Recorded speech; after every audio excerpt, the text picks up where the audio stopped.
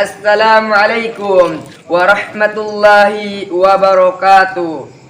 Innal hamdalillah nahmaduhu wa nasta'inuhu wa nastaghfir wa na'udzu billahi min sururi anfusina wa min sayyiati a'malina may yahdihillahu fala mudhillalah wa may yudlilhu fala hadiyalah. Asyhadu an la ilaha illallah wa asyhadu anna Muhammadan abduhu wa rasuluh la nabiyya wa la rasula ba'da.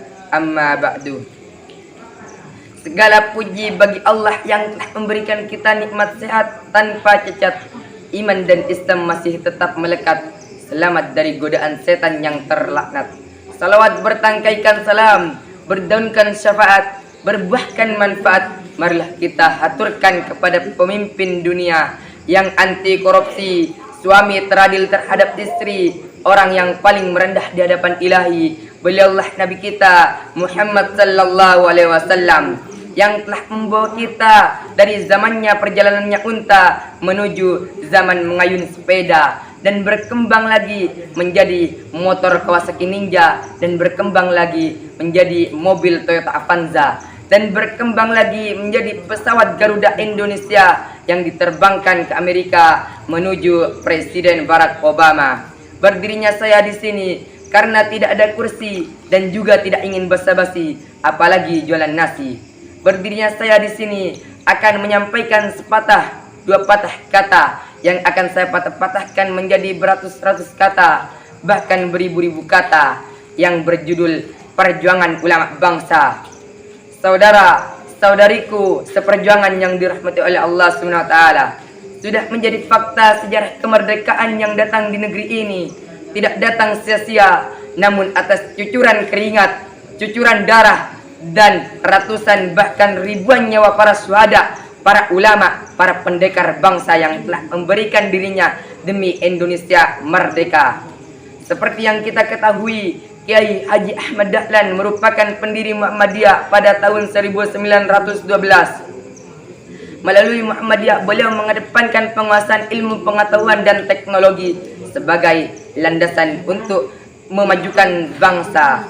Pendidikan adalah senjata utama beliau untuk mencerdaskan dan menumbuhkan kesadaran akan pentingnya kemerdekaan. Selain mendirikan sekolah-sekolah, Kiai Haji Ahmad Dahlan juga menyebarkan pesan-pesan bangsa melalui dakwah dan tulisannya, serta menyadarkan bahwa perjuangan kemerdekaan adalah tanggung jawab bersama. Dalam konteks pergerakan kemerdekaan, Kiai Haji Ahmad Dahlan memiliki peran dalam pembentukan dan menyusun Pancasila sebagai anggota BPUPKI. Beliau ikut berkontribusi dalam pembentukan dasar negara Indonesia sebagai landasan yang menjadi bagi persatuan bangsa. Kiai Haji Ahmad Dahlan adalah tokoh inspiratif yang telah memberikan semangatnya untuk mendirikan Muhammadiyah sebagai pendorong masyarakat untuk menyadari bahwa pentingnya kemerdekaan. Saudara-saudariku yang dimuliakan Allah SWT, jika kita mengingat penderitaan para pahlawan ketika masa penjajahan, seperti darah yang berceceran, mayat-mayat bergelimpangan, ketersiksaan rakyat yang harus bekerja tanpa mengenal lelah hanya untuk mendapatkan sesuap nasi. Anak-anak negeri tidak memiliki masa kecil yang bahagia. Justru mereka menyaksikan orang tuanya terbunuh oleh kolonel penjajah.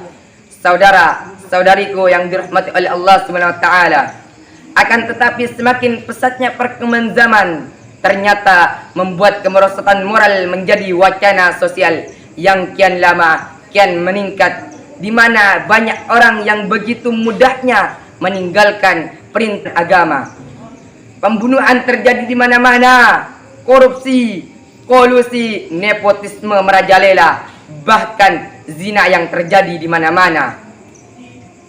Di mana akhlak mereka, saudara? Bagaimana pendidikan mereka? Apakah tak ada orang untuk taat kepada agama?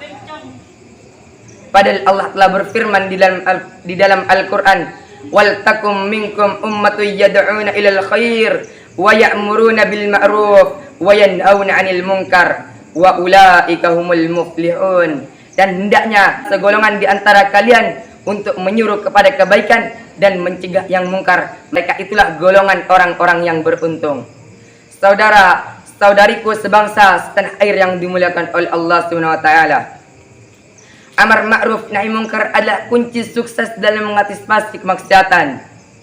Tapi yang menjadi permasalahannya, siapakah orang yang mampu menjalankan tugas seberat itu? Tak lain adalah orang yang mengerti dan mengamalkan syariat agama. Cenderung dimiliki kita sebagai seorang santri, kita sebagai pemuda-pemudi, karena kita adalah orang yang belajar ilmu agama, meneruskan perjuangan para nabi, para ulama yang mengajarkan agama Islam demi terciptanya insan yang bertakwa kepada Allah Subhanahu wa taala. Seperti ulama kita Kiai Haji Ahmad Dahlan yang patut kita contoh dalam mentaati diri kepada Allah Subhanahu wa taala, perjuangannya untuk bangsa sebagaimana dalam hadis Nabi yang diriwayatkan oleh Imam Tirmizi, al ulama'u warisatul anbiya, ulama adalah waris para nabi. Tatkala Nabi telah tiada, ulama lah yang mewarisi seluruh tugas Nabi. Dan pemuda-pemudi adalah bibit-bibit unggul generasi ulama yang akan mewarisi di seluruh kehidupan yang ada di era globalisasi ini. Maka dari itu kita harus mampu berpikir inovatif dalam menjawab seluruh tantangan zaman yang ada di era globalisasi. Karena bagaimanapun juga kita adalah penerus perjuangan generasi para pahlawan bangsa dalam menjadikan bangsa kita Indonesia menjadi baldatun thayyibatun wa rabbun ghafur. Saudara-saudariku yang dirahmati oleh Allah SWT, sungguh di tanganmu lah generasi muda urusan bangsa dan negara, dan di derap langkah kakimu lah generasi muda hidup dan matinya bangsa. Hanya ini yang bisa saya sampaikan, kurang lebihnya mohon maaf. Semoga bermanfaat. Ingat jas merah, jangan sekali-kali melupakan sejarah. Wassalamualaikum warahmatullahi wabarakatuh.